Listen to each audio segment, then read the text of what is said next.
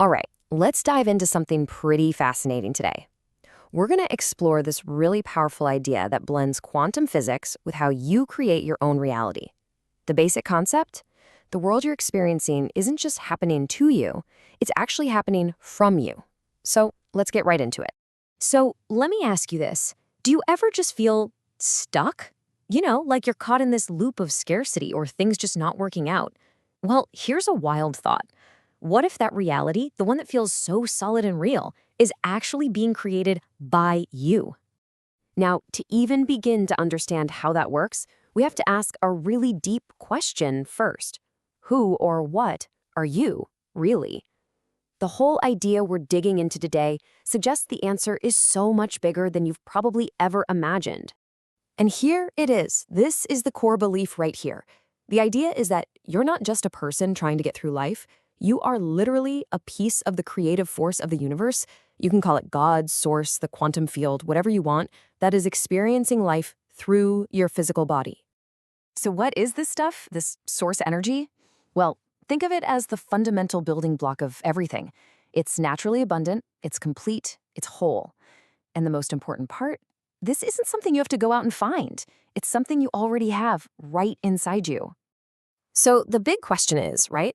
If we're all this powerful source energy, why doesn't it feel that way most of the time? Well, this perspective suggests that's kind of the whole point of being human. We came here and we forgot our true nature, and the entire journey of life is about remembering it. Okay, so if we are this powerful source energy, how do we actually create our reality? What's the mechanism?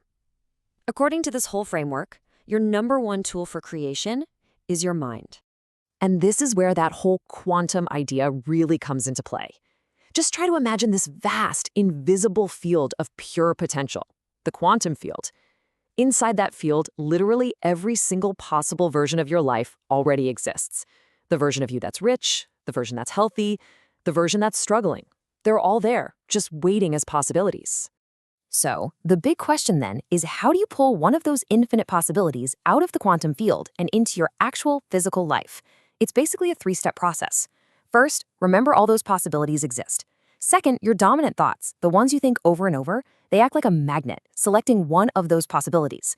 And finally, that focused attention collapses the potential into the reality you can see and touch. But this brings up a huge problem, doesn't it? If we have this incredible power to create, why do so many of us end up creating realities we don't actually want?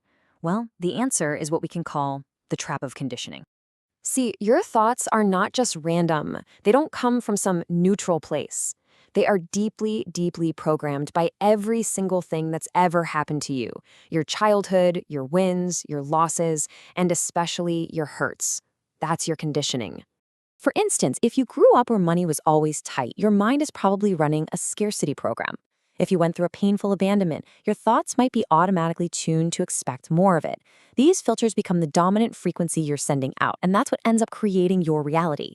So what you have going on inside is this massive internal tug of war. On one side, you've got your true nature, your source energy, which is all about abundance and power and wholeness. But on the other side, you've got these conditioned beliefs that are telling you the exact opposite story. And I absolutely love this quote because it reframes the whole thing. Your thoughts of scarcity, your thoughts of fear, they aren't the truth. According to this idea, they are literally lies that your conditioned mind is telling you about who you really are. So what do we do? How do we break free from this cycle? How do we stop believing those lies? Well, the solution here isn't a passive one. It means we have to actively take charge of our own mental programming. Yeah, the way forward isn't about wishing and hoping things will change. It's an active process of rebuilding your mind from the ground up. It is quite literally about reprogramming the software that's running your life. And what does that actually look like? It means you have to become a detective of your own mind. You have to start consciously catching those thoughts, like, I'm not good enough, or there's never enough, and see them for what they are, old programming. And then you actively work to eliminate them. And all of this, it leads us to the most powerful and maybe even the most surprising part of this whole idea. The real goal here isn't what most of us think it is. We tend to think of manifesting like some kind of cosmic shopping list, right? We're trying to get money, get the relationship, get the better job. But this perspective just flips that entire idea right on its head. And there it is. This is the ultimate shift in thinking. Manifesting an abundant reality isn't about trying to get something you don't have. It's about stripping away all the layers of false conditioning so you can remember the abundance and wholeness that you already are at your core. You're not creating abundance, you are abundance remembering itself. And that's the final piece of the puzzle. It's the moment you realize that all those painful, limiting thoughts, they were never actually true. They were just echoes from the past, but they have absolutely no power over the truth of who you are. So, I'll leave you with this one very personal question. As you look at your own life, at the stories you tell yourself over and over again, what's the one conditioned lie that you are finally ready to stop believing starting today?